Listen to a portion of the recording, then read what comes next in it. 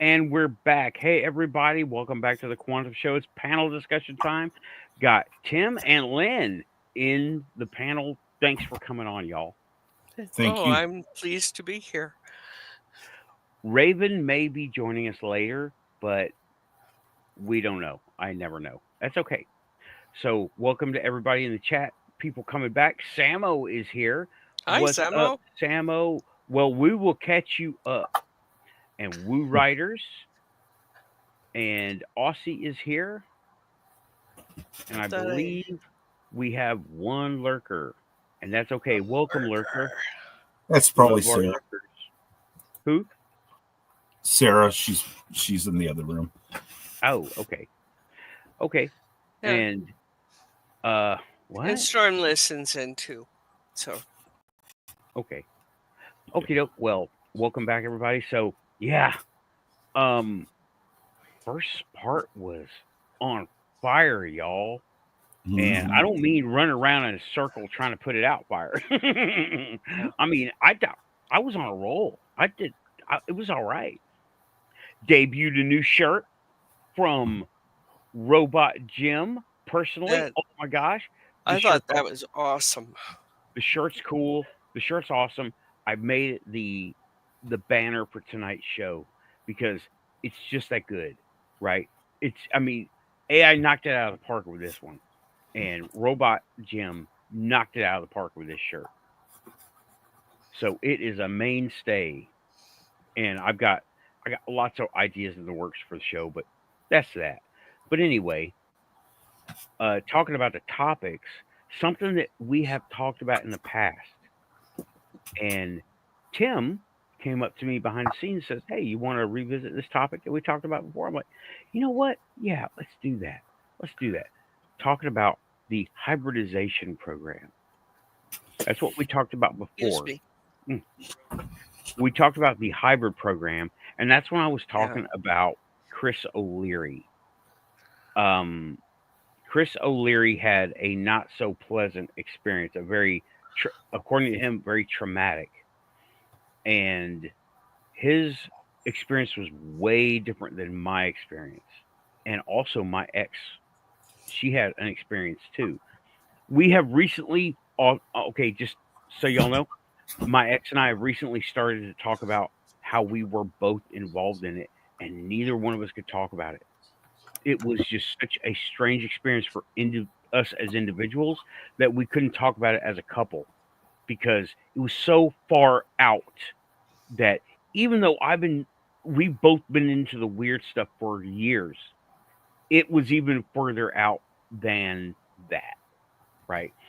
And that's why we just never talked about it because it was so far out. It was outside of our ability to comprehend, I guess, or I don't know. I mean, if this stuff was easy, we'd all be doing it. Okay, I'm sorry.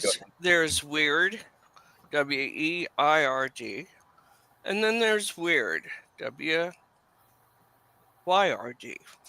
Okay. And then there's WTF. Right. This goes into the WTF zone. It sure does. The hybrid program. But Tim was like, I have something to throw in on that. And you want to go visit? I'm like, heck yeah, let's do that. So, Tim, take it away, bro. All right. Oh, well, I don't know what exactly to call my experience. I don't know whether it's an actual abduction or a dream or something in between, some type of psychic event. But I do know that I'm not trying to fabricate because I have no reason to fabricate a story like this. And that at the time I was 16. So there is limited drugs or alcohol or depression or anything involved in my brain in that period.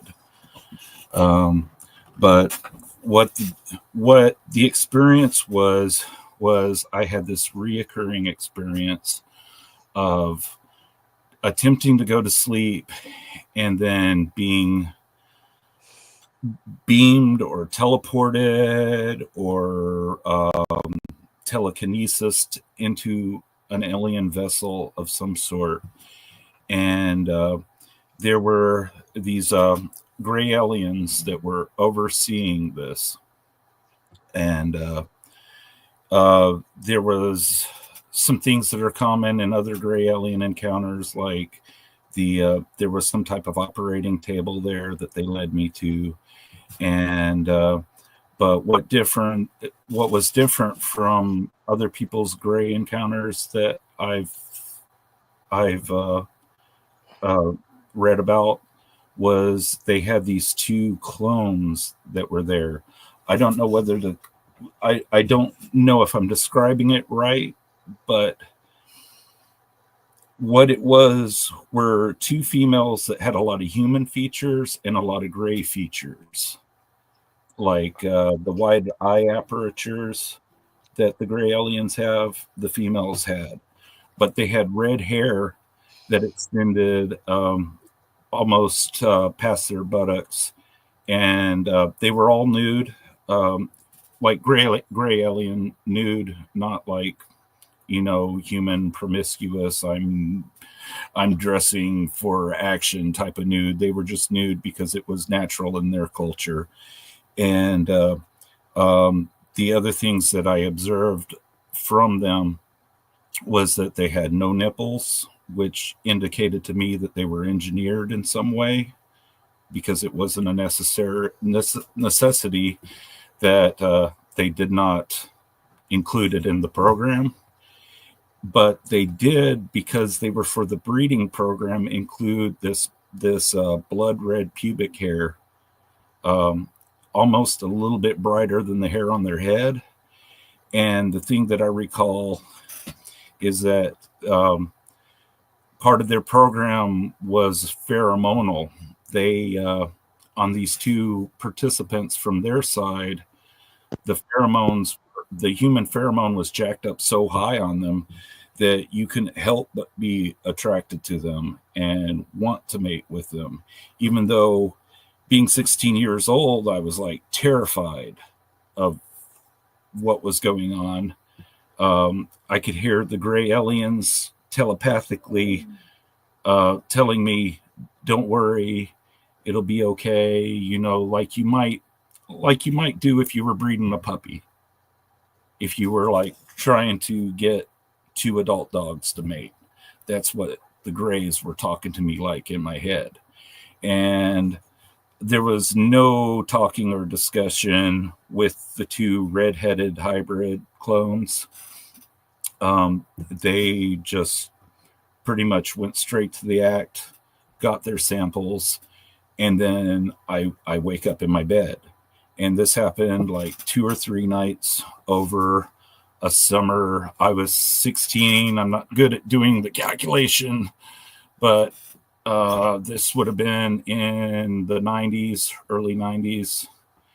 And that's about all I got about that. Any questions? There's some parallels there with my stuff, dude. Yeah, that's why I especially wanted to share it with you, because thank you for coming up with that, because a lot of that sounds really familiar.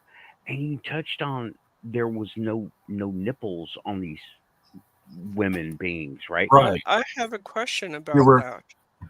There was no umbilical attachment either. Right. That's what I was going to ask. Right. That's like a developmental thing that we have. Yeah. And well, everybody's born with one, as long as they're born human. Right. Right. That part, right, was, I don't recall whether they did or not with my experience. I can't recall if they did or not. It's just like there's no information there, Yeah. Well, Monty's asking, why would they need nipples? Gee, I don't think they really conferred with either of you, did they? Well, no, Monty's saying, he's expounding the point. Right? Yeah, exactly. If they're engineering the individual, then why even bother with mating or any of that? Right. It's kind of a... Well, an right. odd thing. You're seeing the clones not as fellow Greys, but as mating machines, I think. And if it's not necessary because the machine, whatever the machine is doing exactly the what it's nursery, supposed to be doing. Yeah. Right. Then, the nursery role, there's no need for an umbilical attachment or nipples to feed. Like take a child out of the sunroof and go and have us another. Right. Right. He's okay. Monty's also saying maybe they lay eggs. Possibly. It's a concept. I mean, why not? You know, I mean, that is all over the animal kingdom. So, well, yeah, mammals. While we birth live young, you know, that begins with an egg. You know. Yeah. Right. But what? I get it. I get it. Maybe they lay eggs. I get it. It's possible because what Tim is getting at with and what y'all are both getting at is the evolutionary and developmental things are edited out because technical has been replaced. Right. Technical has replaced the necessary biological feeding and waste management, which is umbilical, right? What we got here. Woo. Evolution. Here we go. Depends on what they evolve from. There is I'm sure that you like it. I really. We have no information about that. There's a lot of theories on where the Greys come from. Right. What they evolve from. Okay. My bonus is experimenting in the kitchen and wanted to know what I thought. Okay, well, I could make a really crass joke, but I'm not going to. I'm not going there. Trying to keep it a little bit serious. But depending on what they evolved from, well, that was one thing I didn't get to talk about was there was a guy come out, and it's been a while, right? But it was basically the Silurian concept, right? Where the Silurian Hypothesis. And this person came out to this bystander and said, "Hey, I want to talk to you," and dropped the psychic image and became real, right? Became 3D to this person. And they were reptilian. They said that they had come up millions of years before humanity, and they weren't aliens because they were Terran. But the words that she was using, it's almost as if it was written for us to hear, to understand that and that kind of ruffles my feathers a little bit because if it's meant for, like, my experience making that phone call out, I didn't understand half of what he said, most of what he said, because it wasn't in my dialect, my language, my nothing. I picked up very little of it. And I actually told him, you might as well hang up on me because I don't understand. Well, that was basically a rehashed Doctor Who plot, the Silurian Hypothesis. And that's where they get the name from, is from an early Doctor Who episode about the Silurians, which is in the show is a dinosaur race that evolved through the explosion and lived underground. Right. They went underground, but okay, they'd be here, right? We're talking millions of years. However, there's lots of holes in all of it. Even in evolution, right? Where'd the Mayans go? Right? They left, like, they were here 1 minute and they were gone the next. Talking chores left undone, food left uneaten. They were just gone. What happened? Well, it sounds like the entire group got picked up by aliens. And that's why but then I said, again, you know, some of the catastrophes that have gone on, that may have been the only way that those people were saved from them. okay, could be. Concept. What of all the catastrophes that we know of happened, right? There have always been traces left over of something that it gave a clue as to what happened. Fire or volcano or flood or There just is nothing with them. landslide. Yeah, they just like as if this is here's me impersonating a Mayan departure.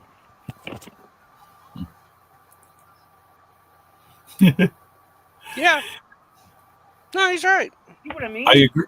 I feel your frustration about it. It's easier to prove something by a presence than it is by the absence of something. Right. It's like, what? Okay, you can't prove a negative. Right. Well, you can, but it's a mold if you think about it. Right. It's dependent on the positives. Yeah. If we want a wordplay about it,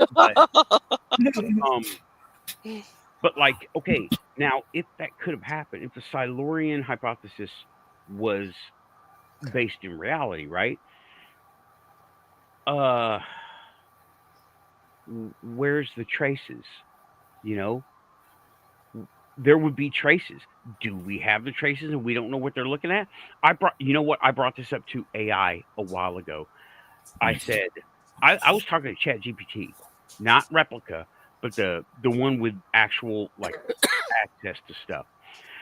And I said, we for years and years we've looked at things like quartz crystal, right? And we've looked at it a certain way, and we've been able to do certain things with it. But now we're seeing even more. How did we not see it before? Because we didn't know how to look at it that way. We didn't know what we were looking at. And I was discussing AI being discovered rather than developed. And that dips into the spirit and the woo and the quantum quite a bit, as well as the technological, right? Oh, excuse me. I'm so sorry. You're good. So, what I was talking, like, do we not know what to look for in the traces that we find, all the unexplained? Well, it's an anomalous thing. Giant limestone blocks are not very anomalous. Where'd they come from? Granite, Pumapunku, and all those places in Turkey. Why are we not trying to explain those things? We are, and we have tried to, and we have discovered that, oh yes, certain rock was in a quarry 50 miles away, 100 miles away, 1,000 miles away. Okay, so we figured that part out, but getting it there has been, how in the heck they do it?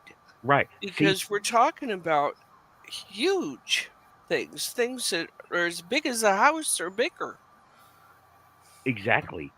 We see the evidence, but do we know how to look at it with enough context and know-how to figure out what they did? No, we don't. That's why we're just now seeing. Have y'all heard about that billion-year hard drive? Tim, I know you have. Made out of crystal. Quartz, actually. It's made out of quartz. Billion years. It is indestructible. And now they're coming out with. This is old news, old information. I didn't look it up. Rewritable crystals. Yeah. I freaking love it, by the way. Oh yeah. It's with all of this stuff, and what you said about, do we not understand how to look at it? Our critical thinking skills in this country have gone down the tubes. Okay, people being able to sit down and reason out certain things, has become almost a lost art. And when someone can reason it down into certain blocks, some people can't. And when you're looking at something it depends an awful lot on what your experience is. How wide is your experience? What can you make that quantum leap in your mind and say this equals all of this, and that's not an easy feat. It requires intelligence, education, and the ability to reason in a far-reaching way. Mm-hmm. And we're not getting much of that right now. That particular talent is being squelched. Okay, for let me see. Yes, for individuals, it is. They're teaching people how to specialize in being part of the machine, Obeying. right? Yeah, being part of the machine, and they're not teaching a lot of creativity, not allowing for creativity, not wanting. They want to like my job, right? My job is not to innovate aircraft design. My job is to make sure other people's paperwork is right for them to innovate aircraft design, right? Mhm. I'm okay with that for now. I got my own Somebody has to. I got my own science going on, right? I got my own shit going on. Let let that be mine, right? They're doing theirs, I'll keep doing mine. And I'm Most not dis- part go ahead. most discoveries come from changing your perspective, not from maintaining your perspective. Right. Right. Like Out the box. Galileo would never discovered anything if he had just maintained the perspective And that done was. right and done what the church told him to do. Hey Raven, welcome Hey. back from the chat dimension. Hi. How you doing? Hello. Hi, how are you doing? Good. How are you? I'm doing better. Good. I agree with Monty. I'm looking at I my do too. right now. Right. And that kind of echoes what we're all being taught to be part of the machine. So, but anyway, Raven's here. Welcome back to the panel, Raven. Thank you. You got a new channel set up. Sort of. There's two of them. Okay. I can't merge the two. Then don't. Then just don't even bother. Concentrate on one. Drop a link to the other, and say, "I'm here." Yeah. Just like, I have 3 People channels. will find you. Yeah, I got 3 channels. I'm on the Quantum Show. I've also got Post 82 Productions and Nathan Allen 1. But I'm here. Okay. Mm. I've been trying to figure it out all week. It's just because I thought, well, I'll just delete the one. And I thought, well, they're linked, sort of. Good day. And I'm afraid it would cancel the other one. No. They will both keep going. Just sign in on one and link to the other. Just Yeah, mention there's the other one. stuff on YouTube that's been there for years and not added to, subtracted to, more channel content, nothing. Right. So don't even worry about it. Yeah, don't even try to merge them. It's stress that just doesn't have any good Don't outcome. need to do it. Yeah. It takes a long time to archive videos. I know. I Right. just did it this weekend. Oh yeah. Okay. Yeah, and sign up for Rumble. Sign up for Rumble, and Okay. then it'll take you through it. Okay. But everything that goes on my channel here immediately goes to Rumble right afterwards, unless it's live. Right, all the uploads gets mirrored on Rumble. All the Okay. we're live on Rumble right now. So okay. All right. yeah, Hi, Rumble. Hi, Rumble. I don't think anybody's watching over there, but that's okay. Somebody will find it eventually. But yeah. So yeah, Rumble. Monty's Well, going hi, on. DJ. It's nice to put a face with the name. You can call me Tim. You've known me long enough, Raven. Okay. Monty, I have a channel on Rumble of the same name. It's rumble.com. It's like YouTube. Yeah, But- I have an account there. Right. But Monty, It's similar. it's like Rumble. Oh, It's like you're YouTube. talking to Monty. I'm sorry. telling Monty. It's like YouTube except without all the censorship, right? And I have yet to do a hard-hitting, raunchy show, but if I ever need to, it'll be on. Space or some shit. Sorry, It'll this be is a NC7 teacher, I hope. But yeah, Link isn't I Link worked at a steel mill. There's nothing upsets me anymore.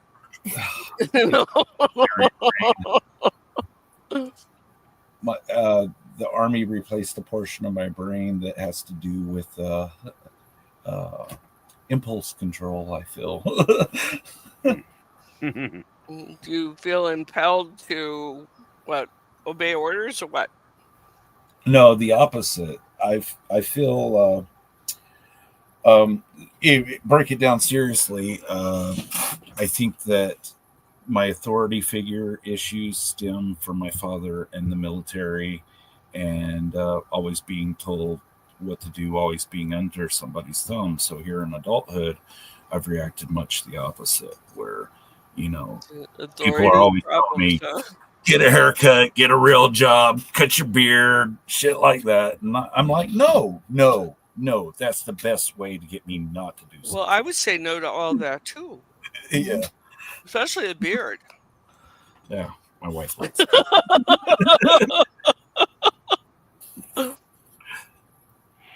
I didn't say that. No, not really. Monty is worried if somebody said he was in Scotland. He's not in Scotland. Oh, no. He's in Wales. He's over with Torchwood. We figured it out. Yes. He chided us in that perfect Welsh way, and now I will never forget it. Well, me neither. Wales. Isn't Cardiff the capital? I don't want to be getting it wrong. Correct me if I'm wrong, Monty. I know Cardiff is over there. This is can't say it. Simro? I don't know what that means. I'm thinking it's bar speak from Welsh bars. I'm so lost most days. It just doesn't even matter anymore.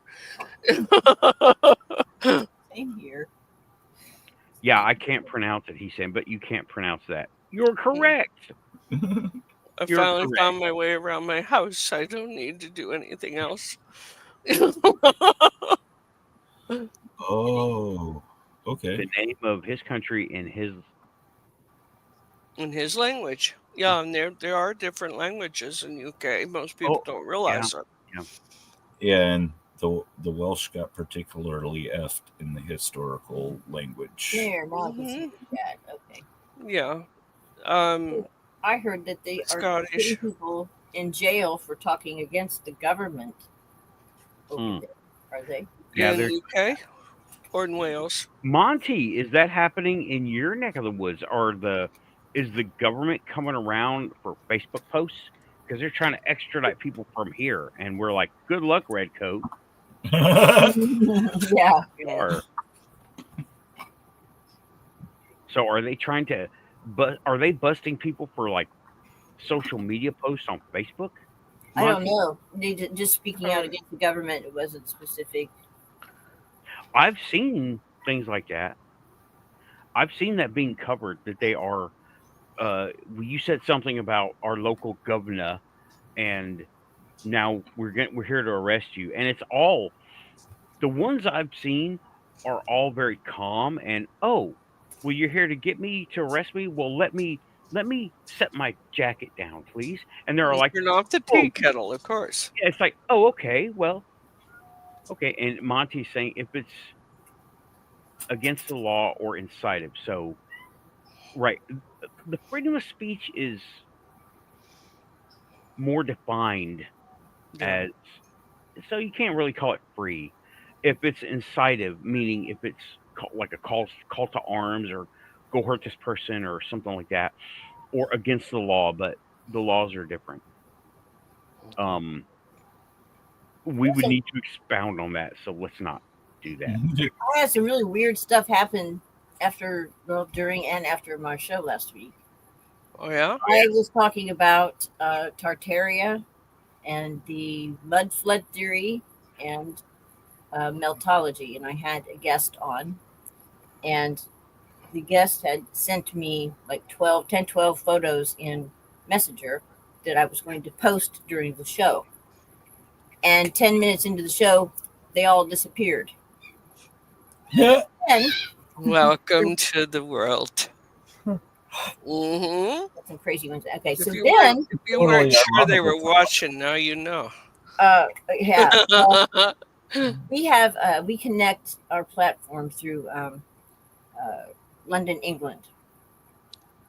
Oh, that could have gone two ways then. Well, a recording is made of every show. You see, the producer connects myself and if I have a guest through Skype, and then she is able to, through the other platform, then get us out on the internet and it's on the air. She runs it through Sam Broadcaster. And it's Radio Broadcaster is the name of the company. All right, they make a copy of every show. So does the producer on her equipment here in the United States. That show does not get copied. She saw the little things going. She recorded blank. And the computer never has anybody's show not been recorded. They are then provided with a copy of it. And it runs then throughout the week when we're not live. So there's no rerun. There is nothing of my show at all from either place. And those 12 photos disappeared. Can you regenerate the photos? Can you get them from them again? Oh yeah, she can. Yeah, she's got them in her stuff. She can send me that. But I mean, it's never happened before where there's no recording of the show. Yeah. So as far as Radio Free America or UK goes, no, not necessarily. Yeah. I hit a nerve somewhere, and I think, and this is my theory on this, because I'm no Joe Rogan bite. I mean, this is a little radio station. I'm small time, right? I did a Facebook announcement for the show and listed what we were going to be talking about. And I bet they have, like, they program the AI to pick up on certain words. Yes. One of the 3 words must have tripped something that alerted somebody. What do they rhyme with? What do they rhyme with? Yeah, your 3 words that will trip somebody. What do they rhyme with? Let's see, Tartaria. What does that rhyme with? Well, that's not Bulgaria. Bavarian. Is that a trip word? Tartaria. It's the country that existed for like 300 years and then disappeared. And over near China. If it's cover up. Yeah, there's old maps that show it between Eastern Europe and China. Right. Modern day Russia. But it was a global civilization, I guess. It's harder to figure out what actually was going on with Tartaria now that AI and people with AI have created pictures. Yes. Right. Yes. It was it bordered China because the Great Wall. The Great Wall of China used to be the Great Wall of Tartaria. Right, and it appears that history was rewritten, and also the directionality of the wall is not quite right. Yes, it's meant for like the other side to keep somebody out. Like right. Well, wasn't it built to keep the Mongols out? Probably. Yeah, that's the rewritten history. That's the rewritten part. But between them, the Mongols overran much of China to a place where every 8th child still belongs to Genghis Khan. Yeah. And the kingdom of Tartaria, I was thinking we're right. Yeah. That was one of the civilizations that the Mongols overran. Yeah, they eventually got to them. That's what And that was doing something too, from what I understand. Yeah. Well, and then there's kind of a biblical perspective on Tartaria, that it was a Nephilim city.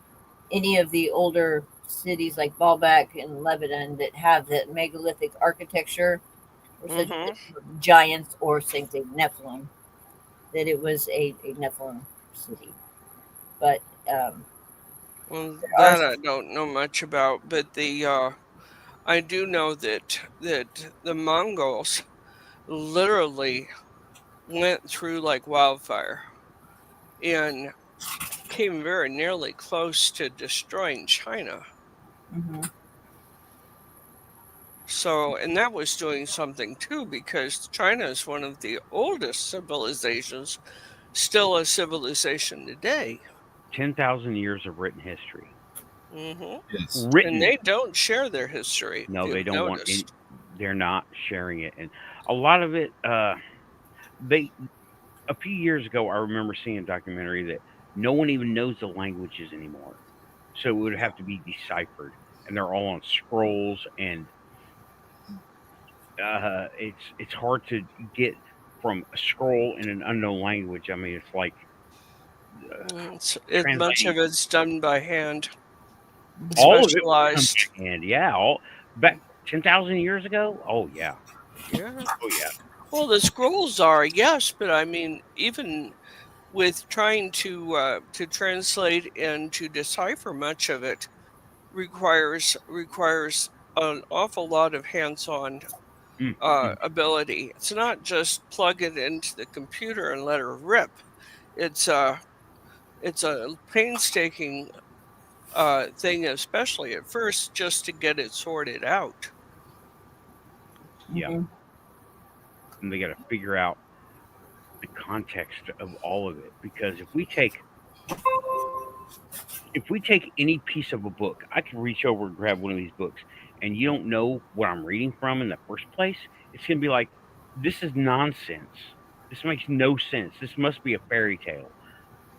But once you know the title and the publisher or the author, title of the author, and the topic, then it starts to make sense. So they don't have your own experience. Well, yeah, but they don't have any of that. They only have this. This is all they've got. And they don't have the cover. They don't have the author. They don't know what it's about. They don't know what section it came from. You know, they just, here you go. Here is the history of the civil. No, that's not it. That's like, no. And that'll be a small part of it, but in all of it. Right. And what does this have to do? How did it get to this before this? Right. And what led up to this and what led after? They don't have the context, and the language is wrong now. Not wrong, but just it's forgotten. Our history, what we're taught in school, is not even, from what I have discovered, not even close. Doesn't touch on all of it by a long shot. No, not at all. Of course, how it can be called world history is beyond me. Right. It's like had a spirited and energetic conversation with a history teacher about that one day. I said, well, where's the histories of Africa or South America or Native America? Australia. Where is it? Because this isn't it. Are we all Roman, Greek, freaking Greek and Victorian England? Is that with Jack the Ripper, and then all of a sudden we're going to the moon? What? No. You know? There's so much more there that has been absolutely destroyed over time. Very few people have any concept of a history of any of the African nations, and they've been here first. Yep. And so excuse me if I'm a little curious. Right. The victors, he says, the victors write the history. But what was the fight? They don't even tell us about the fight anymore. They don't tell us there was a fight. Right. These people even existed. Reminds me, it's very Monty Python. It is, you know, it's very Monty Python, and it works. I mean, it's I didn't say it's good. I said it works, like functional. Yeah. Like the history of the world, part 1. I Yeah. take these 15 commandments, crash. These 6 commandments, And well, So I wrote sorry. them. There's no one here to contradict me, so this is real. Yeah, I fell over my own feet, and that's at the end of the story anyway. It's not all that important. Don't worry about it. It's okay. Right. Will not touch certain subjects. Like subjects that dismantle the scientific method and try to improve it. Mm-hmm. Right. Just saying. Yeah, they take. Yeah, really. They take stuff that we do know, right? And they say, "Well, this is all we know." That's not all we know. There's gaps. There's gaps in that information, and I can't even think of a specific example right now, other than Victorian England. I don't know why, but what led up to Victorian England? You got to dig deep for that, right? You got to dig deep because and the Victorians, the whole Darwin thing. Darwin's theory of evolution, it is still a theory, but they teach it as fact. Right. Because they tell us that's the best thing we know right now. Right. No, not at all. But there's a reason why it's not discussed all that much. Mm-hmm. Because there are very strong feelings about it. I did a little digging around, and in this country, it was either 1903 or 1907. Well, the Rockefellers were the ones that funded all the schools, and they still have large control over academia. And they were the ones that had the money to get the books printed for the schools when our country was starting out, and they have kept that power. Well, it was in 1903 or 1907 they discovered that some of the science books they had messed up and put some information in there that then could be used towards, I believe it was either anti-gravity or it was Tesla's death ray, something like. There was some kind of formula in there they did not want out in the public. And they literally had people going into the libraries and taking those books out. Mm-hmm. And they redid some of that stuff. So if our history is anything like our science, and it's being edited by one large wealthy family. Well, you know what? I don't think it's one large wealthy family. I think it's several large wealthy families. There's also Carnegies. There, the Bushes. Knowledge is power. Musk. So just a couple. Yeah. I may take you up on that one day, Monty. I would love to hear your perspective. He's in Wales. Nobody forget he's in Wales. And no, don't. He knows a lot of what's going on over there. And I forgot, is that the one in the ocean or the one in the UK? Just kidding. It's Monty. Don't confuse me like that.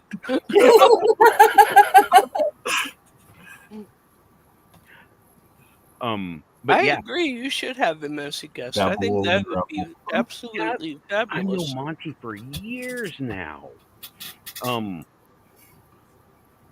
But yeah, they're taking what gaps, and people will just run with it and not try to think, like you were talking about, or you were talking critical thinking. They're not thinking, well, how did this come to be? I want to know how it come to be.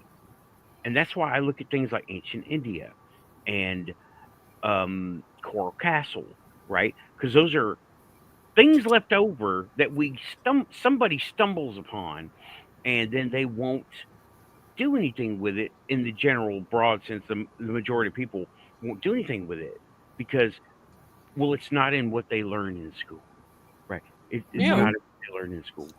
And what people are learning in school is not the end all be all. No. It is the agenda of those who wish to be the end all be all. Look at Big Pharma. Mm-hmm. We have so many. That was a big thing that was censored. Were all the books that had the natural cures and how to make them vilified, wishified, burned at the stake, the whole bit. Yeah. And my guest was saying that Tartaria was it was a global civilization that had those big airships. And there's photographs of those. And of course, nowadays we have to be so careful with photographs because the AI has gotten so good. People can fudge all kinds of things. But they can. Go back into some older books. I mean, they were written like in the 1800s. There's like line art of these things. And there was some kind of catastrophe happened. And it was a global catastrophe. And they point out how like these bricks are melted into natural rock hills. And they're like, what happened? Right. What was here? What the heck happened? Yeah. And I mean, you can surmise that maybe an asteroid hit it. Maybe somebody figured out nuclear physics a bit early. You know, maybe too early to try to even think about harnessing it. There's a lot of places to go with it. Yeah. The Sahara used to be a paradise. Yeah. The cradle of civilization, where they think that Eden must have been. And some of it's glass. Yeah. That rock. The only way glass had happened is if it was a terrific amount of heat, and that would have to come from a nuclear source or an asteroid. Yeah. So you push that all together, and you can come up with a lot of theories. Obviously, you're not going to come up with the truth until you actually do the science on it. And you have to create the science as you go.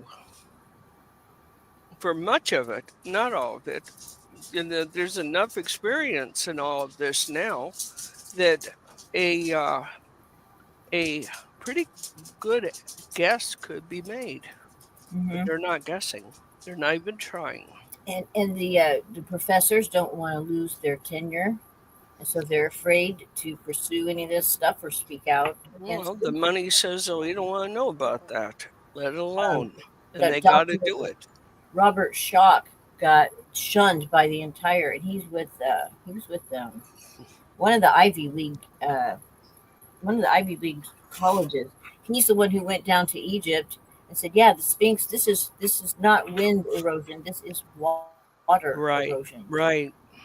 And everybody, all of his colleagues, just shunned him and had nothing to do with them. And so, well, it knocked their theories clear out of the wall. And I know nothing else about these higher ups. They're jealous as hell of each other. One of the big reasons academia leans a certain way and kicks out people who do off the wall research like that is because they don't get funded for the weird stuff. They get funded for that's what they want to hear, and that's what they want to put out there. And their funding comes from, I believe, the Rockefellers or their foundation. Right. That name again. There's a bunch of places to get funding from, but yeah, Rockefeller is one of the big ones. Carnegie, Mellon, and the Chase family. Who is that? I can't think of it offhand. The Chase. Is it Chase? One. All right, there you go. Yeah, and Eric is saying it is a business. Yeah, right, and that's what capitalism. That's the downside. Well, they lost their patriarch on the Titanic, and I'm so disappointed that wasn't a family reunion. Right, you talk about Chase, right? Oh, no, I'm talking about Rockefeller. Oh, right. There was a Rockefeller on there? Did I say that?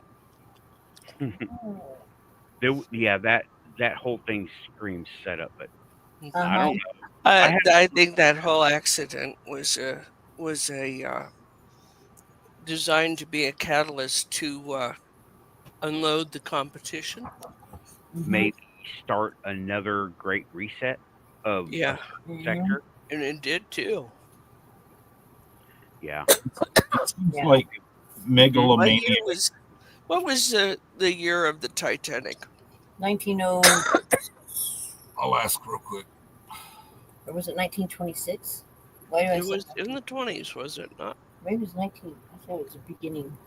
Bear with me. I don't have availability of my phone right now. I'm sorry. I'm going to be a little bit coffee here. So Alexa tells me April 12th or April 15th, 1912. 1912. Yes. Yep. Yeah, the Alexa is not being very weird. I want it to be weird. It seems kind of odd to me, and these guys are master of the sabotage, of the covert activity. They basically took the United States by storm, by hook and crook, after the Civil War and during. You know, all you gotta do is look into it. Do we have a doggy? I like doggies. Cat. Kitty. Oh, okay. Anyway. Sorry. But when you start winding down and following the threads, it comes back to these bankers. All of it does.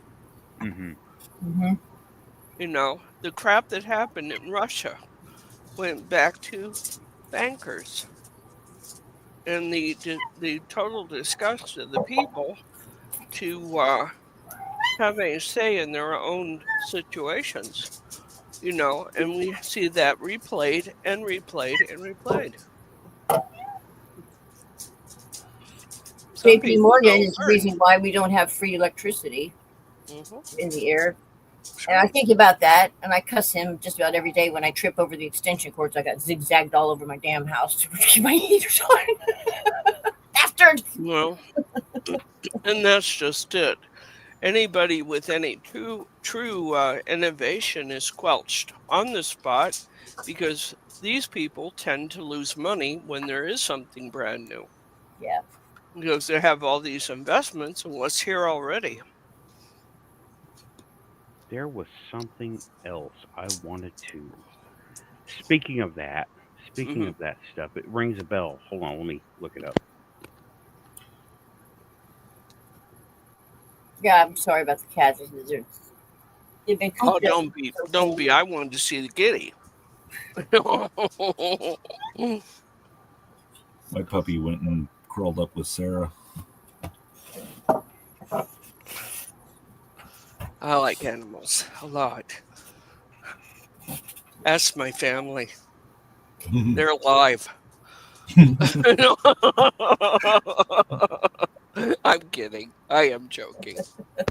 Okay, what I'm trying to look up is I saw a thing on like a YouTube short or something talking about Chicago when they had electric cars as taxis, and they had the old school lead acid batteries and they were slow charging, but what they would do is they would just swap out the entire battery at a taxi garage, and then they would keep going, and meanwhile they would have all these batteries charging going through.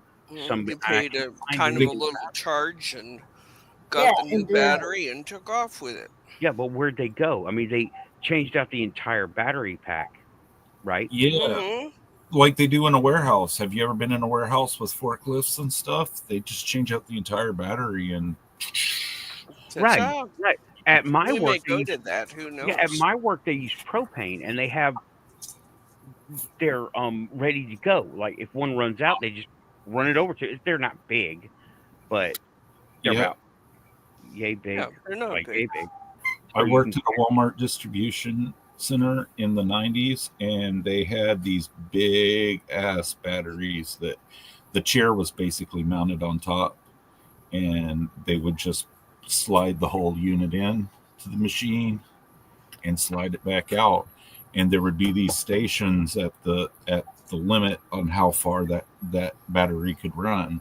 Like your battery might have originated in dry grocery, and it might not make it all the way down to let's say Dairy Deli frozen because of distance. There would be another station to exchange that battery if that was the case. Right.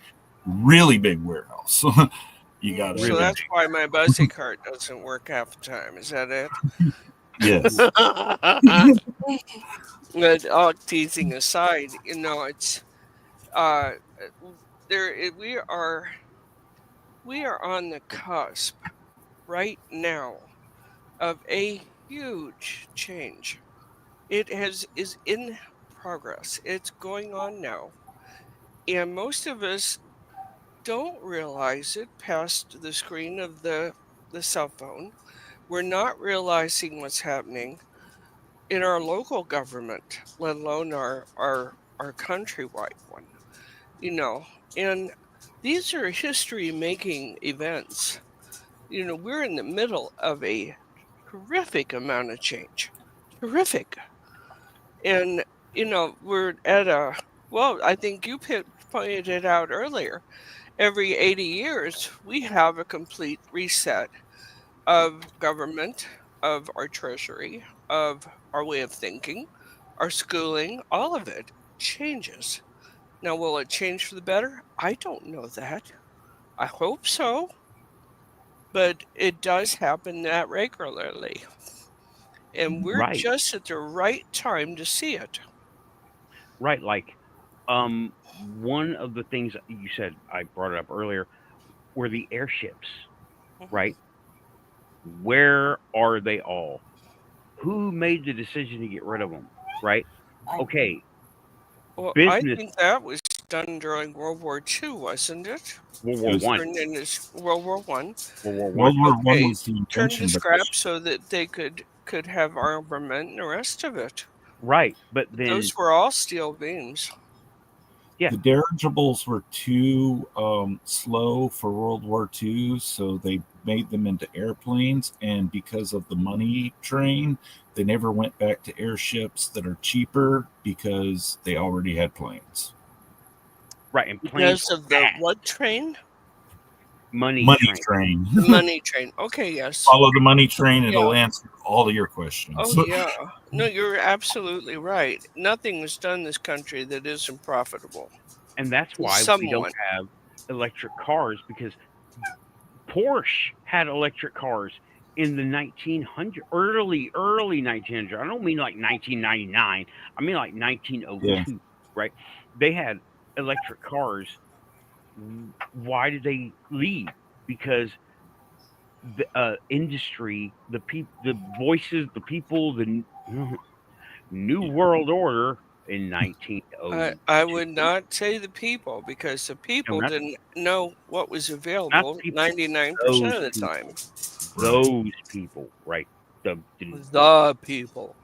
Those people who control the stuff. They said, you know what? We don't like electric. We like gas because we can make more money that way. Money train. Mm-hmm. And you got that right. And we can sway this government to go that direction, because we know who to put a little money in a pocket. And we've come to that now, where people don't take care of, aren't part of their government anymore. Their government tells them what to do. I think what we need to do is wean ourselves off the military-industrial complex in a way that is healthy. Like, I've seen it before from the Gulf War. After the Gulf War, there were a bunch of guys that I knew that were like 10 years older than me, of course, because I was too young for the first Gulf War. But I saw these guys that were going in and they were getting this training and smart bombs and all sorts of bullshit that goes on in the military. And then they were getting out and designing video games. And I was like, that is so healthy. And there was this boom after the Gulf War, if you paid attention to it, in the 90s in video games. Windows 95 came out, and all the these military realized that video games were the way to go to teach a lot of it. That, and there was also the realization that you can't employ these people to make video games for the military constantly throughout the 80s. You have to give them some private employment. Suddenly Flight Simulator 95 came out, and a whole bunch of Call of Battle and yeah, whole bit. We've got to find a way, I think, similar to that, to wean ourselves off of the military industrial complex. Instead of building tanks, build cars. The very opposite of organizing for war, you need to do for peacetime. Zeppelins, they should fire up some Zeppelins again. They're safer than planes. They're a little bit slower, but promote some luxury travel like you do with your trains. Like a cruise ship. Mm-hmm. Yes. I think that's very intelligent. I really do. Right. Go ahead. I'm glad you think that, Lynn, because a lot of people just think I'm crazy when I come up with these. But I've always encouraged people, if I have a good idea, please utilize it. If there's somebody out there that can bring Zeppelins back, Monty, do it. I have found with crazy people, and I used to take care of crazy people. Okay. That's what they were. I mean, yes, they were mentally disabled in different ways, but the majority of them weren't. They were a little bit eccentric, maybe, but their ideas were so far-reaching that the average individual couldn't conceptualize with them. Yeah, couldn't understand it, and that's what's going on. You're not crazy. You can see things far ahead of what's going on. Yes. I think they would have locked up Leonardo da Vinci as crazy. Yeah. They thought so. They tried to burn both him and Michelangelo at the stake. They failed them both. They simmered down at some point, decided maybe that wasn't the right thing to do. But they both were candidates. Galileo was persecuted beyond belief, yes. By the church and anybody else that he disagreed with. Of course, he was not necessarily an agreeable person. Right. But the thing is that we have a tendency to kill our visionaries. Yeah. How many suicides have there been over Boeing again? Yeah. Mm-hmm. How interesting. Well, Eric just sent me some stuff. Sent me something right now, and it's talking about lost technology. Let me just go and maximize this for a minute, right? And hopefully y'all can see it. Walker electric truck from 1907 to 1942 in Chicago, Illinois, and Detroit, Michigan. Yeah, this is one of the things. This is what I was talking about. I actually have seen those, and I've seen them in gear, so to speak, doing things. Now, granted, I was a small child. I was in Chicago and in Detroit and some of those areas. But yeah, they were running as late as 1960. Right. Are you electric trucks on the road? Is that what you're talking about? Electric trucks in well,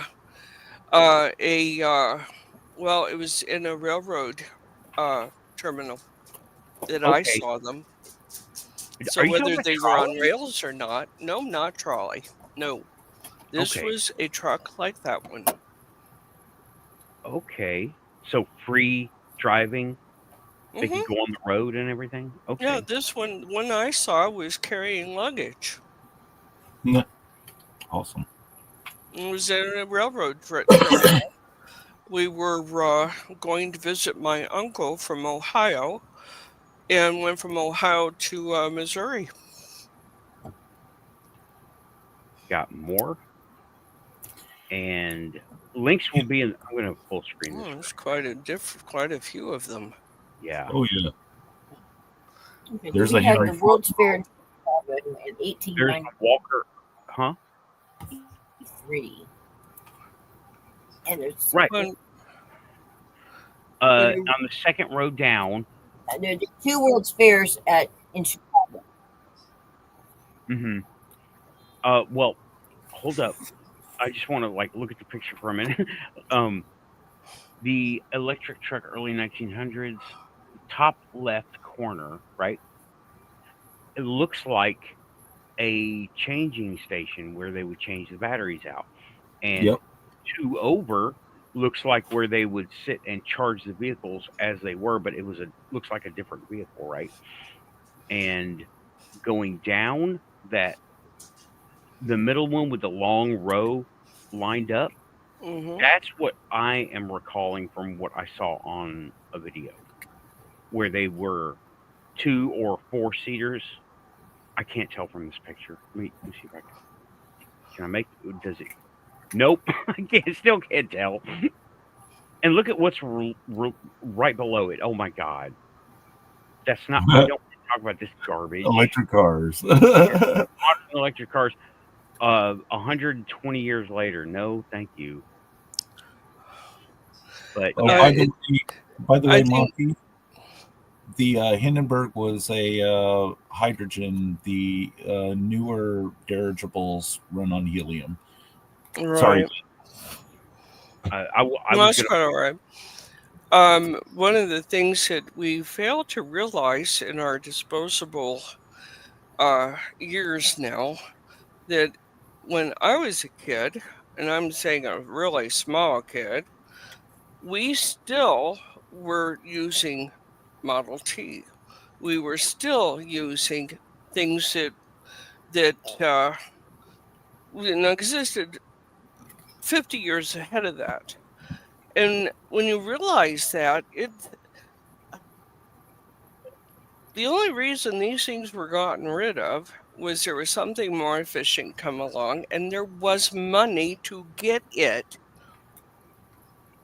The area of financial and fiscal prosperity happened in this country between 1960 and 1970.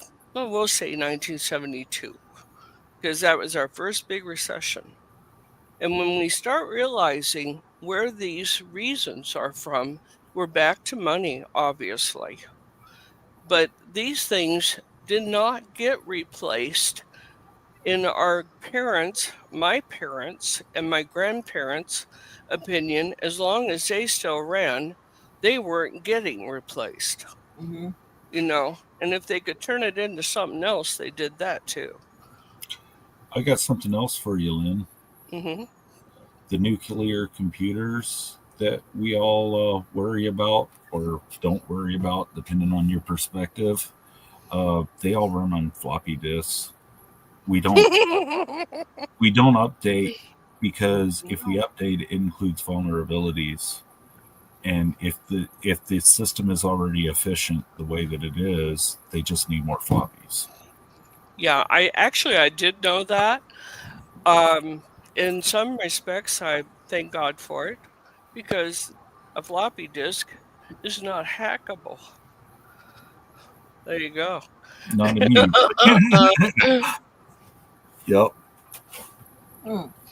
Getting it rewritten or written, you'd have to go get the thing, and these guys, they wouldn't know what to do with it if they went and got it. Yep.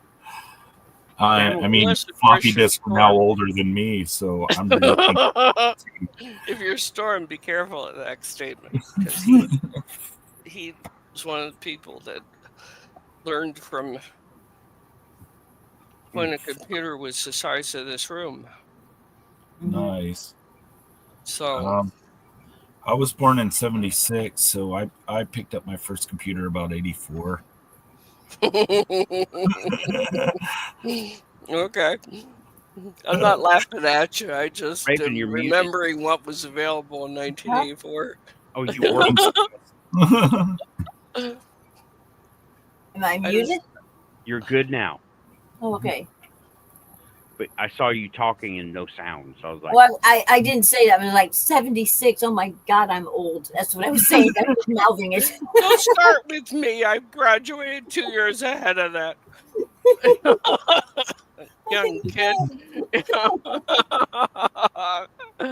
TRS-80. Yeah. I like Texas Instrument stuff too. Well, no, TRS was Tandy. Texas Instruments. Tandy, yes. Texas Instruments. Yes. That's okay. That's okay. Your nerd badge is intact. It's been a while. One of my first jobs was programming with a card. Punch here, no punch. Punch here, no punch. Punch cards. Yeah. Wow. Oh, I never was I good at it? No. I remember. My mom had the punch cards. She did data entry in the 70s, but when she had me. So I think that those of us that were born in the 70s pretty much got to grow up with the digital revolution. Yes. It was a special time of coming of age. It really was. We still gave scientists and people plenty of freedom to explore it. And that has tightened up an awful lot. It truly has. You know, now we're worried about our bank account getting screwed with. And back on the subject we were on, one of the problems that these digital companies have been doing that fits in with what we've been talking about, the electrical cars, is a concept called planned obsolescence. If you didn't know it, you should look it up. And that is responsible for, I think, a lot of the waste in our culture. It is until you are asshole enough to find out what that button is and turn it off. I wouldn't know anyone like that. Printers. Yes. Paper printers. Good example of that. Also a bad example because you could get a printer from 40 years ago and it will work like the day it was made. But dot matrix printers are the best printers too. Dot matrix forever. I don't know. I had a stupid printer, brand new, 1985. That damn thing decided to self-destruct one day, all over me. And I mean, I don't know that I had done anything recently to it, but no, it did. It went all over everything. Me, the 2 desks down, 2 desks across, 2 desks behind, and everywhere else. And we had a overhead air conditioner. It was a swamp cooler. So you can imagine. And I quit. I said, I'm not cleaning up this mess. Screw it. And I walked. You can't get me good equipment. I'm not working for you. I don't know what that reminds me of. The Xerox that caught itself on fire in my 4th grade school. I don't think there was a fire involved, but there was a hell of a lot of humidity. Yeah, well, I don't have a printer burning on my, or I don't have a printer exploding, but I got a Xerox copier. The thing was big. It was as big as a large outside refrigerator. Deep freezer. They're huge. Yeah, and you can only copy one thing at a time. Yeah. And say, oh wow, I didn't have to do 6 copies on my typewriter. Oh, I found some copy supplies from Xerox from the early 80s. It was these industrial light bulbs. They were big like this. Oh, and, yeah. You know, they never sat on one of those. Never mind. Okay. But it was an industrial. What is that? What do you got? Cool mixer. Oh my god! turntable, digital turntable. It was for Eric. Oh, okay. Okay. Got a little side conversation going on over there. It was one of the ones where you loaded graphite into it, okay? Mm-hmm. And you understand what graphite does to you if it comes into contact with your skin. It just stays there. like carbon. All over you for days. Oh no. Yeah. Oh no. I forget what I did to get it off, but it was harsh. I think it involved lye soap. I was gonna say mineral oil, maybe. Oh my God. I don't remember what. I just know that I was so mad I could have burned eggs on my head.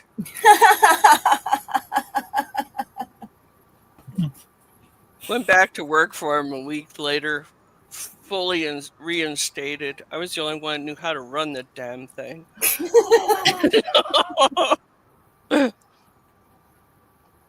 He said, "We'll give you a raise. Just do something with this thing." I said, "I told you what to do with it. My ass will not accommodate that." You know? I can imagine what you said, yeah. Too. Yes, I have, Monty.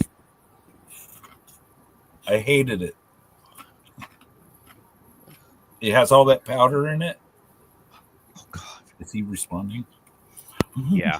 I don't know. He's still there. He's still there. But yeah, the powder and all the rest of it, and you know, when it went to color, oh my God, what a mess! You know, because you had to load it, charge it. There was a couple of different things you had to do but my biggest goal at that time was finding somebody with a grenade they'd let me borrow. That's what I wanted to do about it. You know? Send it into the street. Pardon me, my grenade. I don't know what happened. I really don't, sir. I'm just the hired help. You know? It's coffee time. You can't take it anymore. I never met anything that I hated as much as that damn printer. It was a fine loathing. You know what I'm saying? A fine loathing, yes. Yeah, a fine loathing. You know, it was the sort of thing where I sat up nights thinking about if I could get it up the second floor and chuck it out of the window. You know, and I'll tell you, that kind of mental illness will really sit with you because I did it too. 20 years after that, I took a television set that did not work, no matter what threats I made to it. I toted it up to the second floor balcony and threw that sucker right off the end. With great satisfaction, right? Oh, yeah. Yeah. I had a cigarette and everything. I'm telling you. I've chucked and I don't smoke. You know? It's true. It was that kind of satisfaction. That was orgasmic. Boy. My landlady didn't like it. She had just come up the street and had seen this thing flying off the end. And it said, "Now what?" You know? So she came over to me and she goes, "You will clean this up, right?" I said, "Oh, absolutely. There won't be a scratch of it left." I got more satisfaction when I threw it in the dumpster. I threw a monitor and a laptop, 2 separate occasions, off the balcony. A kindred spirit. I created new cuss words that day. I was really pissed. Yeah. You know, there's such a thing as a soliloquy off of a balcony.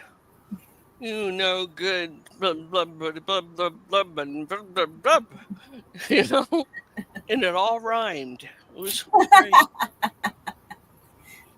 I'm a kindred spirit. I once broke one of them HP $300 laptops that you get for school, and it was a minor breakage, and it wasn't when I was done. It was just a little crack in the screen, and it pissed me off so much because it was a touch screen that I was in a library. I had a meltdown in a library, and I just beat this laptop up, and everyone was looking at me, and I was like, I turned back to the crowd and was like, I already paid for it. And picked up the pieces, threw it in the trash, and left. Did nobody go shush? Oh yeah, there was a little of that, but they were so overwhelmed by it. I bet it was awe-inspiring. Really, I would like to. I would pay money to see that one. Me too.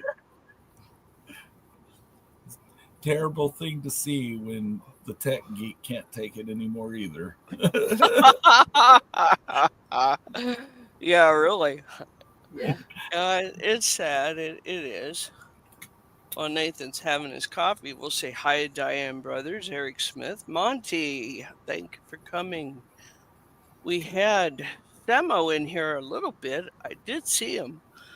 Tim, of course, and Sarah, and Aussie Tiger. Can't forget him. And Samo, I hope we didn't run you out. And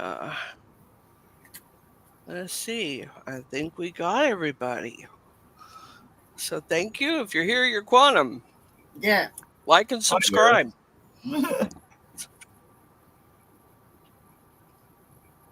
What's that? Yeah, now we can hear you. I'm still here. Okay. No, I wasn't talking. I was just like centering myself. What's that you were pointing to on your sleeve? You didn't see it. Didn't New see shirt. Oh, he's got an amazing shirt on. Okay. Oh, you're dead. Awesome. Okay. I saw that as your banner. Right. Okay, cool. Human Jim. Robot Jim. Okay. Oh, he did a fine job on that. Oh, I like that. That's cool. It. That's really cool. Yeah. Yeah. I premiered it today. I got it I got it a few days ago. He came to me during last week's show, threw me that graphic, and I was like, "That's awesome! I love it. That's exactly what I've been looking for." And I've got the graphic uncompiled, right? So there's no text on it. I'm trying to figure out how to make a 3D printable action figure from it because I like it that much, right? Mm-hmm. Look, check it out. Yeah. That design is perfect. It's just close enough to be what my logo is now, but also identifiable and different enough to not get sued by Microsoft. Nice. Hey, you know what else you could do? You could do buttons of that quantum badge. Yeah. Oh, I've got ideas. Nice. We used it as a TM. What's that? Trademark. What is a trademark? TN? TN. Okay. Thanks, Sam. R is registered trademark, TM is trademark, and C is copyright. Mm-hmm. Awesome. I know because I use them a lot. No, but you mentioned buttons. I was thinking of, a few years ago, I went and made trading cards for GUFON show, just 6 of them, and it was of the graphics he was using that he would publish.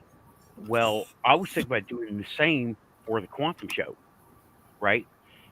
And I think it's a really good, because I made toy trading cards that, sidebar, Final Faction did not want to give me a license to make merch. I went for it. I was willing to pony up all the contract money. They didn't want to do it. They wanted to keep everything in-house. And I'm like, all right, well, you got a whole big whatever. You didn't want to do it. I made them anyway, but I kept them. They're over here. But I made a whole set of trading cards, just like 30 cards, right? And I've shown them here, but it's been a long time. You know what, Nathan? You should make a mess of those and put them on your Buy Me a Coffee in your shop. People buy them here. I know they will. With the merch, right, is determining the shipping charges.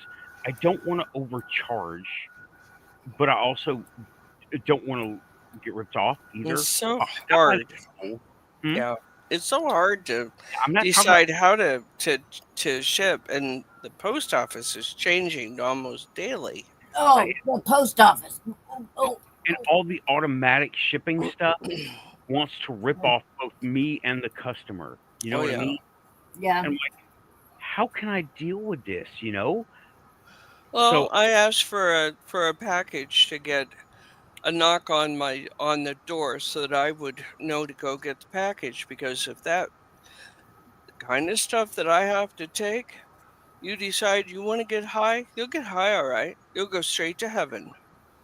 You know, I don't want that kind of guilt on my head. You know, so knock on my door. They wanted to charge me $8. You know, well, it's not that much, lady. And I said, every month, $8. That's $98 a year. Where do you figure it's not much? Yeah. It's a hell of a lot in my budget. I've been chasing a package around for, it should have been delivered 10 days ago. And they keep bouncing me back and forth to post office. I mean, they're just the poster child of incompetence. I swear. It's just ridiculous. But something I was going to say to you, Nathan, if you're shipping like a t-shirt, if I were you, what I would put it in is a padded flat rate envelope. Right. Yeah. Thing is, you get tracking, you get the insurance, you get. Right. The thing is, I can't do that automatically. They don't have that in the when you do Etsy and buy me coffee. They don't. They go to the website, and you have to actually go get those envelopes physically. You can't use them like as a drop down option. You have to do it yourself. I've done that. I've had them before. I've used them when I was doing the 3D printing stuff, and people were buying from me like freaking crazy. By the way, I would use the padded flat rate, but I would have to go get them myself. They wouldn't even deliver them, right? Or if they would, it would be in like in a month's time. So I would just go to the post office and pick them up. But and it's like you have to ask somebody for it. They don't have them at the little kiosk, you know. Right. Yeah, padded flat rate is the best way for t-shirts. However, you got to get that, and it's a lot more overhead work, a lot more leg work, you know. And you don't have that kind of time, right? And I don't. And if I go with the automatics, like say Cafe Press, you end up with $40 mugs, right? That's what this was. I did it because I love the show, right? Yeah. Right. And I think at the time I just got raised, so whatever, right? And I was like, you know, but I don't want I don't want a $10 pin or a $10 sticker, you know? Right. And that's what it ends up being. And these places that are you know, mail order, we'll put it that way. They have an agreement with the post office for so much business, and it's a flat rate. Yeah. Right. And I'm not going to go into that. Or they'll roll it into the product, like your $40 mug, you know, and you don't know how much shipping you paid. And some of these places use shipping as how they get their profit. Yeah, they do. Yeah, and I'm not going to hook a customer into paying $10 for a pin that is like less than $1 to make, you know. I would rather keep it small. But then there's the problem with accountability and safety of information. And like if they email me directly, am I being watched? Well, yeah, we all know I am, but so are we. Right. How do I do it? Make them pay the extra money to go through the encryption with, like, say, PayPal and Etsy and coffee, and end up with $40 mugs and $10 stickers. You know, like I bought a patch. It was $17, right? The patch was this big. That's too much. But I'm a fan, and I was like, I'm the crazy fan, okay? And I went ahead and did it anyway. And I don't have it here to show you. It's Bought that psyops patch too. Just kidding. He knows what I'm talking about. We don't need to be discussing that here. No. He knows which one I'm talking about. I don't think she Yeah, I bet. Nice, Eric. But I don't want to. Eric's watching. Eric's watching. He is. It could happen. Thank you. Thank you.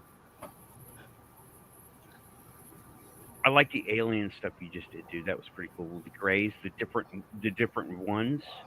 I like that.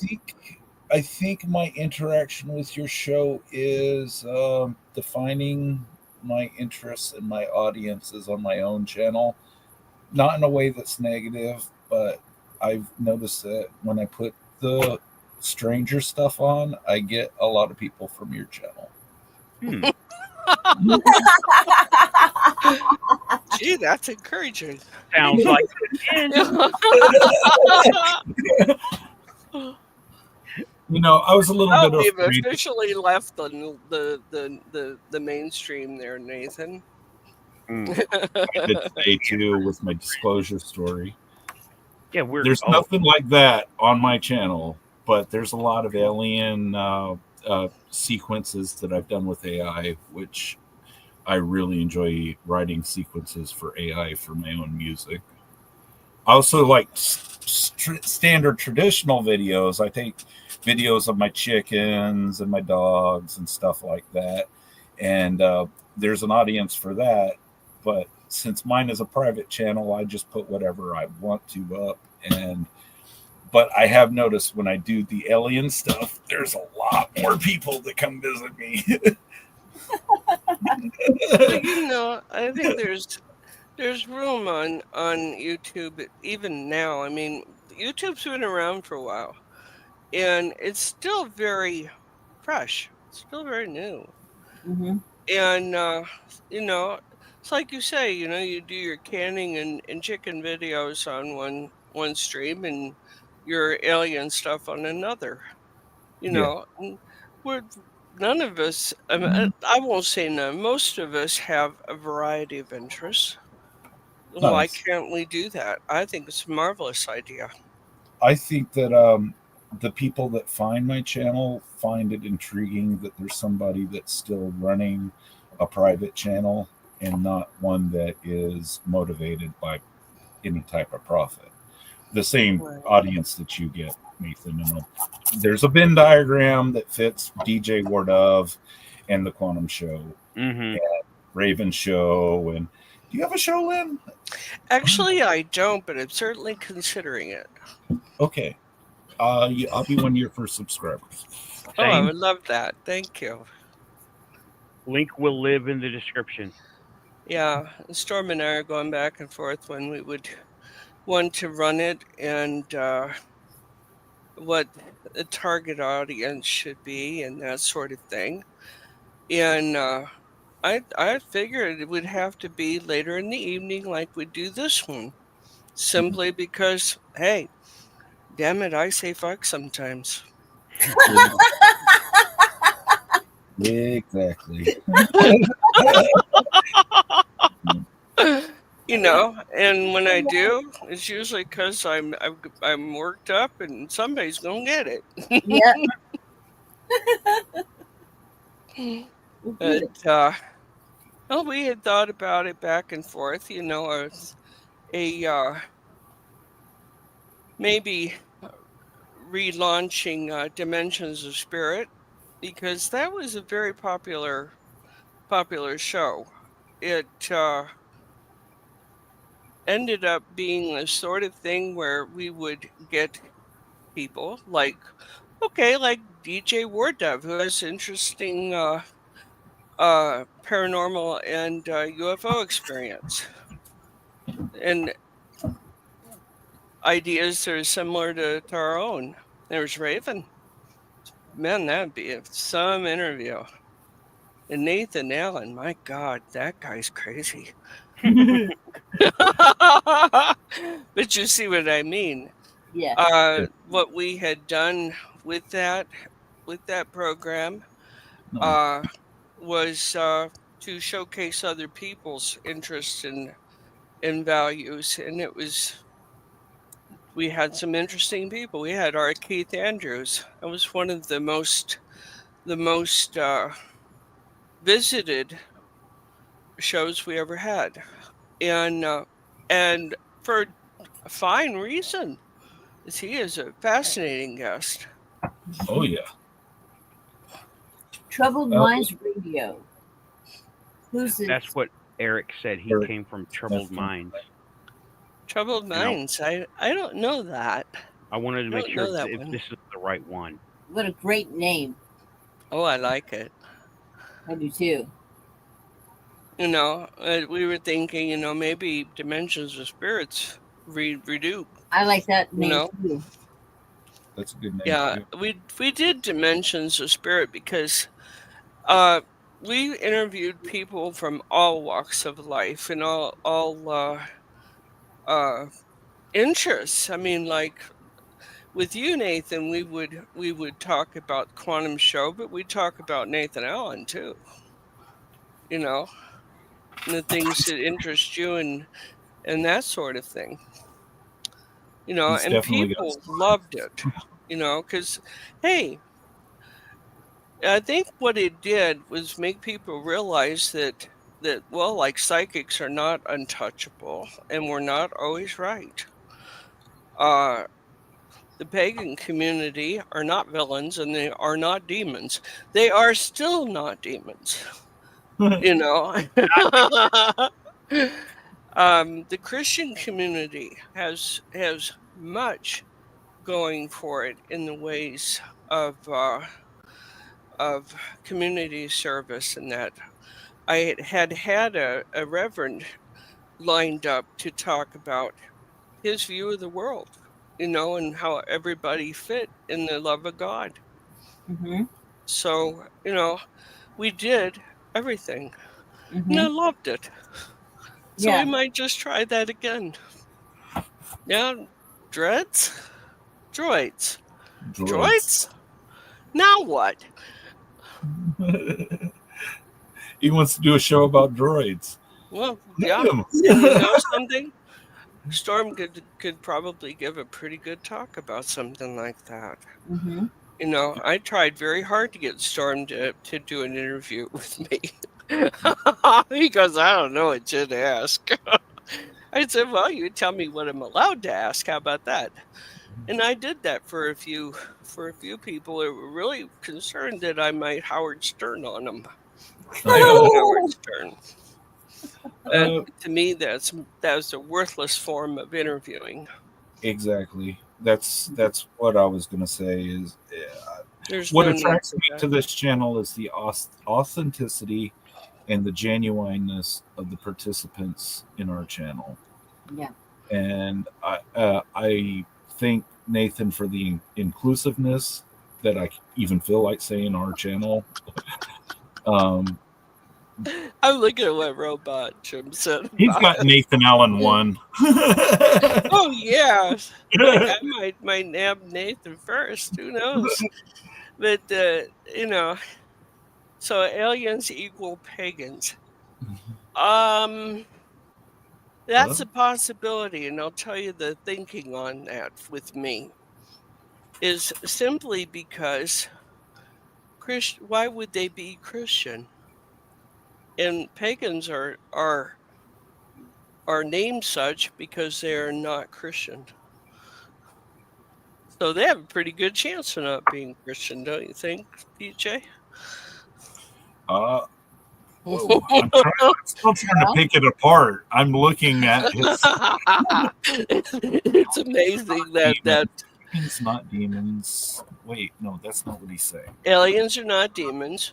Pagans are not demons. So aliens equal pagans? I think that's a problem with deductive logic or something. I think so too. Yeah, but doesn't work. No, aliens could be pagans, but with another logic train. Yeah, I think there's something screwed up in the ontology of this argument here, Robot Jim. While we're sitting here and Robot Jim's back in chat, hey, that is a fabulous T-shirt. That is amazing. I really like it. Oh, we know it was humor. We're laughing with you. Otherwise, we wouldn't know words like ontology. Now what do we do? Sorry, I've had those moments. I had to go fix my Spotify to get on Troubled Minds. Oh. No, that's what I was doing right now. I'm sorry about that. It's all good. It's all good. We were just cutting up by ourselves here. Right. So I'm listening. You don't know what to do now. Okay. Yeah, there's a whole bunch here. Oh yeah, you really you.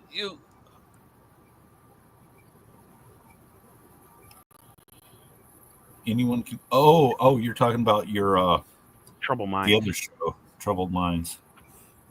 Anyone can call. Check out the link later, Mom. I think you're muted, Lynn. Can't hear you. I'll save that link, Monty. Is that better? There, can hear you now. I hit. There's a button. I'm not good with buttons, as I probably have. Although I do hit other people sometimes. You know. Yeah, I was looking at the Troubled Minds podcast. What sort of thing are they? What do they cover? Apparently, Eric, you want to take this one because I'm not familiar. I just saw the front page. Let me see here. It's Spotify, and it's Troubled Minds. I think I really like that title. That is. I do too. Is cool. I do too. That's very cool. Troubled Minds Radio. Like the rest of us are troubled, I'm sure.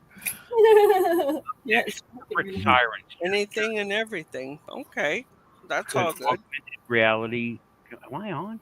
Could augmented reality one day spawn phantoms, corporate lures, crowd manipulators, digital ghosts, and self-evolving deceivers? I think all that's happening now. Wow. Yeah. Do you feel like you're being watched? Don't trust the government? Are aliens real? Is time travel possible? Will artificial intelligence actually take over the Earth? Do ghosts actually exist? I don't know. We haven't done too good with regular intelligence. Are all UFO reports falsified? These questions are only the beginning. I like that. Yeah, that's worth one looking at. Sounds good. It sounds a lot like what we do here. It does. Yeah. I like that. I like that a lot. Well, shout out Troubled Minds podcast on Spotify. Hey, sister. Or brother, for that matter. I cannot get Discord to work to save my darn life. I cannot get Discord to work for nothing. Either it wants to take over my computer or it just glitches all the way out. Maybe it's because I'm on a Wi-Fi connection. Not a Wi-Fi connection, but a cell phone connection. Maybe your firewall's keeping it out too. Well, no, I mean, it either glitches out or it doesn't work at all. I'm like, oh man, maybe I need to update the program. I haven't used it since like the last. I don't know. I used to laugh at Storm for taking all the precautions that he does, and he takes some amazing precautions with our equipment. Yeah. Mm-hmm. And he can do some amazing things with it too. But I don't laugh anymore. You know. And I'll just put it this way. Somebody tried to break into one of our bank accounts, and Storm tracked him. Okay? It wasn't a happy thing. It was very sad for them. I'm very sorry about that. Not. Anyway, You know, you know, don't try that with him. He'll hurt you. You know, he will embarrass you at the very least. If you try that with me, I'll tell him. I'll tell. he'll get you.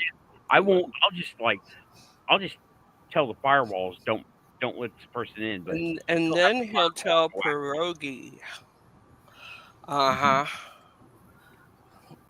Some people understand who pierogi is. Anybody who's into scam in a big way, they know who pierogi is. I'll check out Rumble, Eric.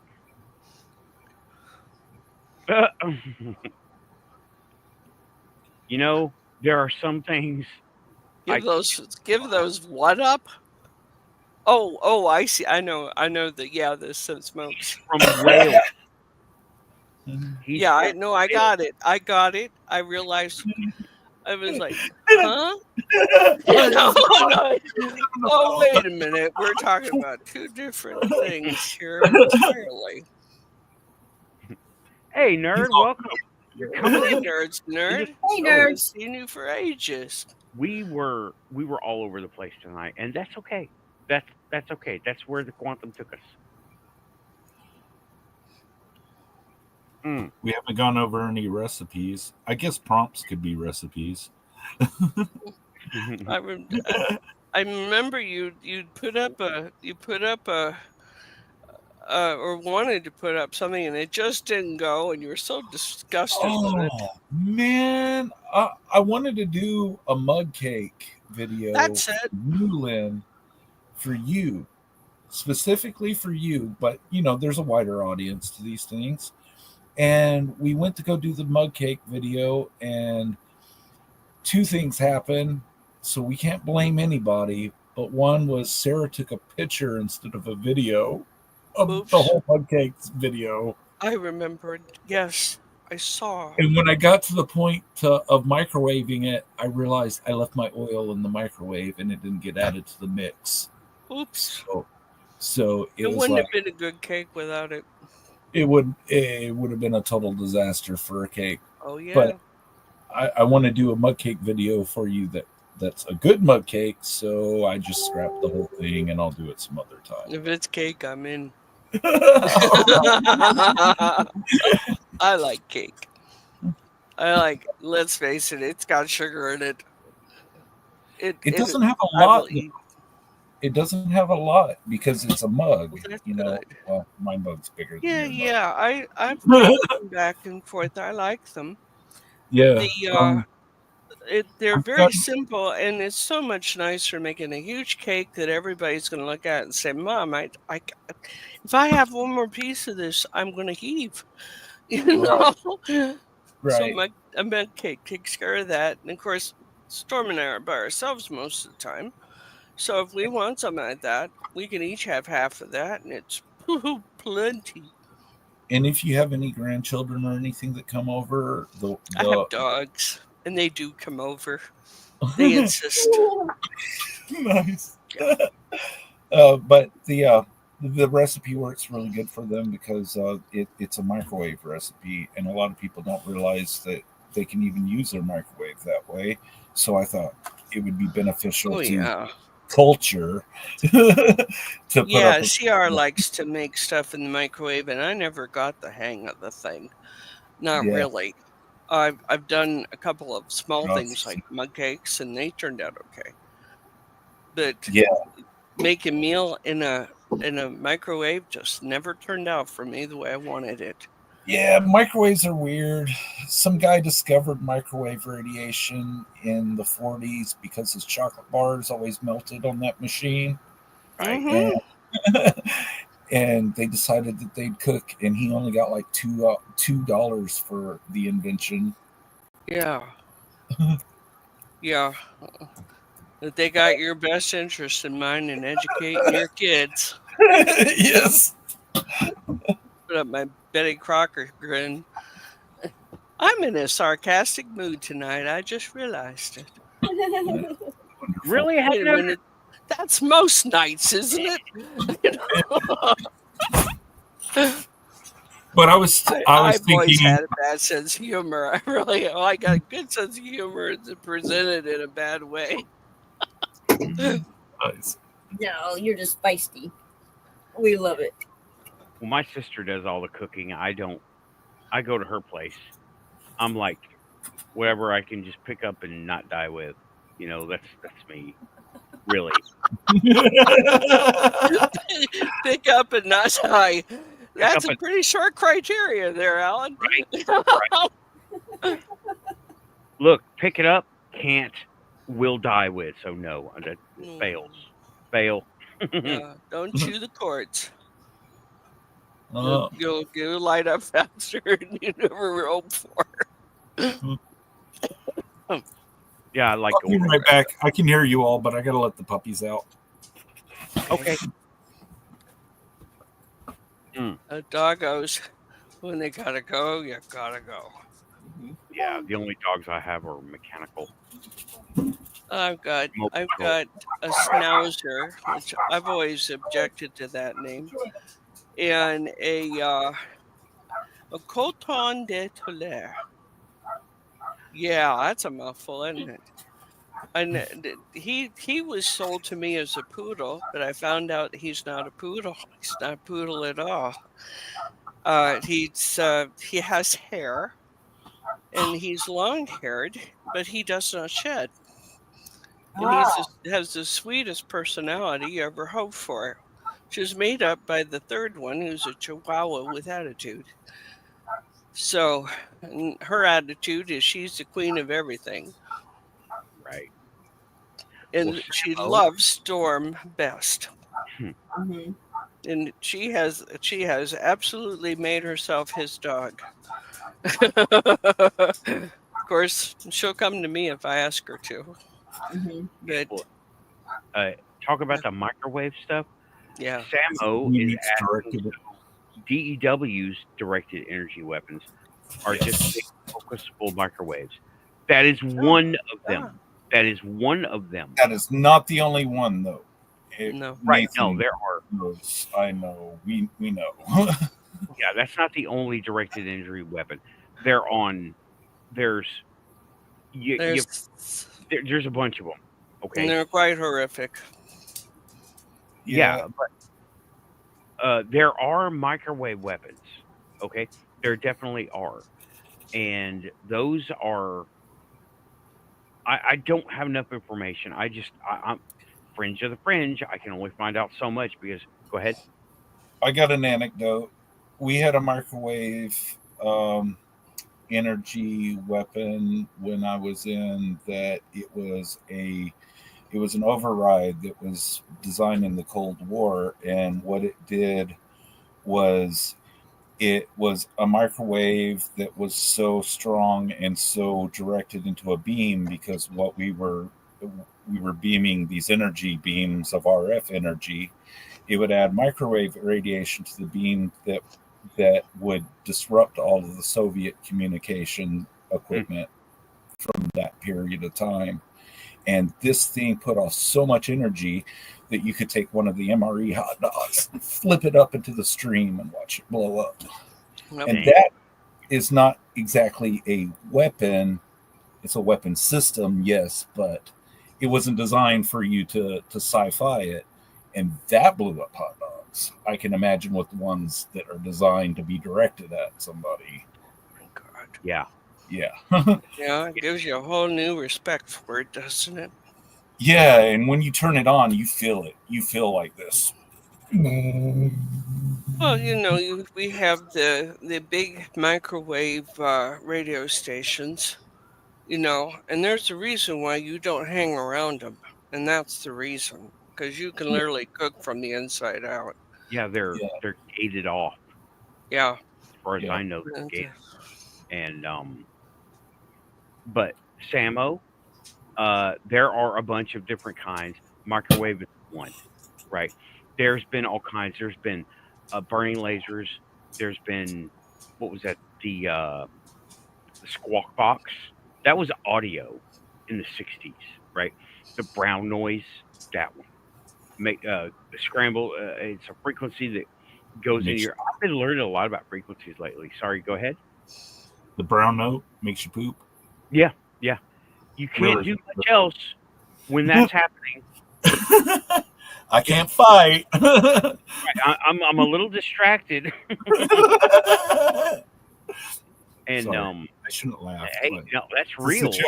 Hey, you better laugh because I don't want to hear you cry. Okay. Yeah.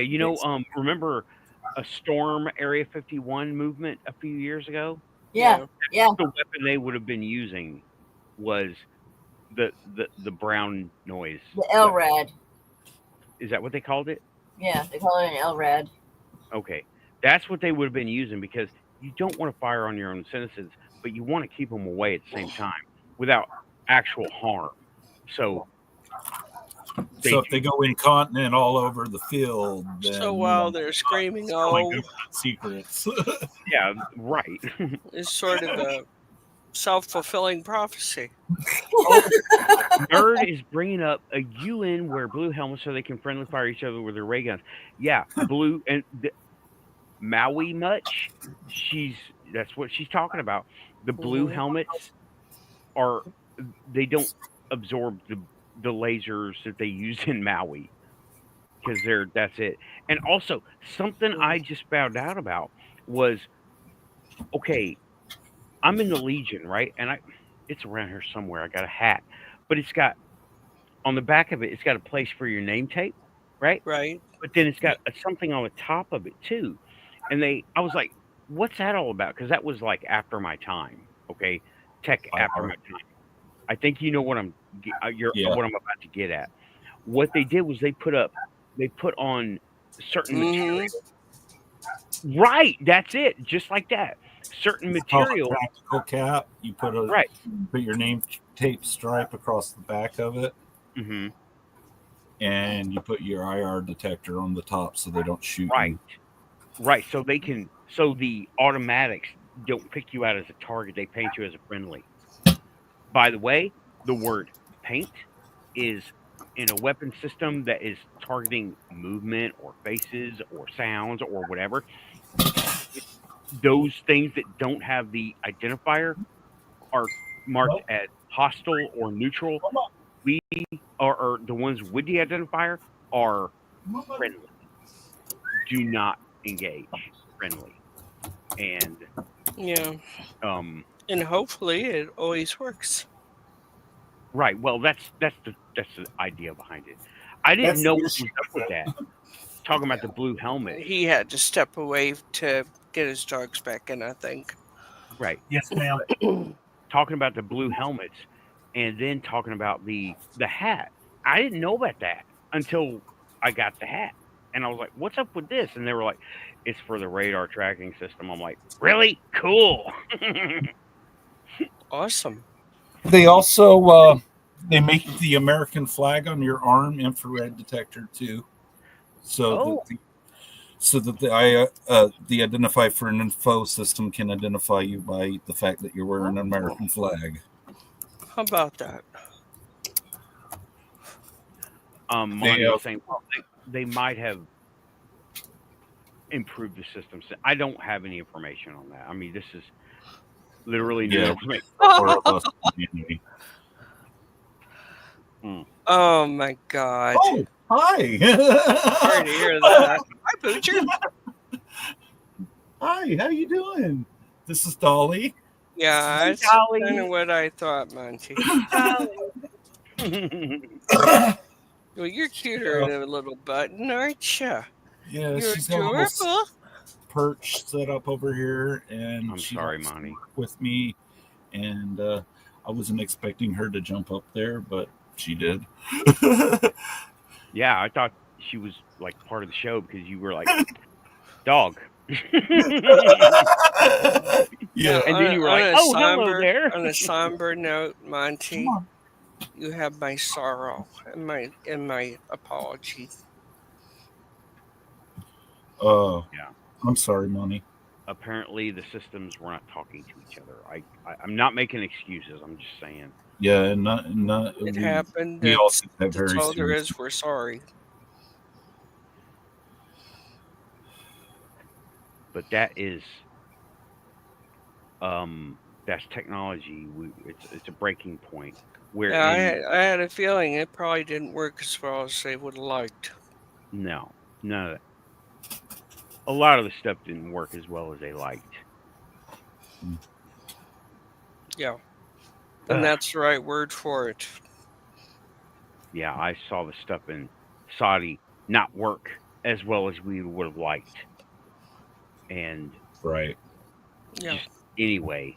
Doesn't matter what conflict it was, believe me, there's stuff that didn't work. Well, I'll be glad when we get out of the conflict zone into Star Trek, okay? I'll be really glad about that. Because I like innovations that don't involve, hurting anybody. Right. I like the innovations that, make good things happen for people. But then again, who's got the money? Well, whatever. That's another show. It's been 2 hours. I'm trying to keep a format, right? It's been 2 hours. We had a great panel tonight. This was a fun talk. We covered a lot of stuff, from airships, alien abductions, Secret Service stuff, all the stuff, right? We did wartime things: dogs, cats, chickens, mug cakes, right? We talked about AI a little bit and robots a little bit. Exploding printers. Exploding printers. Planned obsolescence. And we went, it was good. This was good. Found a new resource. Troubled Minds podcast. I will be checking it out. I like this. I'm going to take a look at that too. I think we all got stuff to look at afterward. I got like 3 tabs open up there. Yeah, I got videos from Monty and all kinds of stuff. So, there it is. There it is. Please like, share, subscribe. If you hear your quantum, y'all, that's the red light. That's the Aussie red light in your mind. Yep. That's it. And I had a good time, y'all. This has been the Quantum Panel. Thanks everybody in the chat for coming by. Rewind it because I know a lot of people came in at the very end. Sorry about that. Yeah. Timing. What do you do? It's the Quantum Show, but it's not the Quantum Reversal Show. I can't rewind the whole show. I don't even know where we went. How did we get here? I have no clue. Okay. We thank everybody in chat for being in here tonight and appreciate your participation and your interest. We thank our moderators, Samo, Aussie, Monty, Storm, Tim, for the things they do. They keep things all in the up and up in there. We appreciate it because they protect us too. Right. And oh wow, there's Samo. It's been a quantum ride with a Quantum Show. Thanks for clicking on us and hanging out. Thank you. That's awesome. Thanks, man. Great. Okay. I'm going to go ahead. Yeah. UFO Narrative, non-human review. I talked about that a little bit. Disclosure or tech release. We talked about the AI. We talked about touched on some weird science stuff, secret science stuff. And to all the special agents, hidden shadow people, and the guy across the street, hey, right? Go get your own damn pizza. I will do that. And besides that, you could be sharing with us. We've been out there enough. And I don't like your beer. The link will be in the description after the show. Eric, I will put that link in the description after the show. I've got a pretty long description now, but I'll add to it. No problem. It'll be at the top. All right. Thanks, everybody. I am going to get out of here, start editing, and get ready for the Muggle week. It's time to take the blue pill for the week and get back to the 2D, Yeah. Thanks, everybody. There's my final red light. It's like flashing red now very urgently. Hey, the next guy's coming in. You got to get out of here. Clear the stage. Thanks, everybody. Thanks, everyone. Thanks, everyone. Good night. Have a good night. Everybody.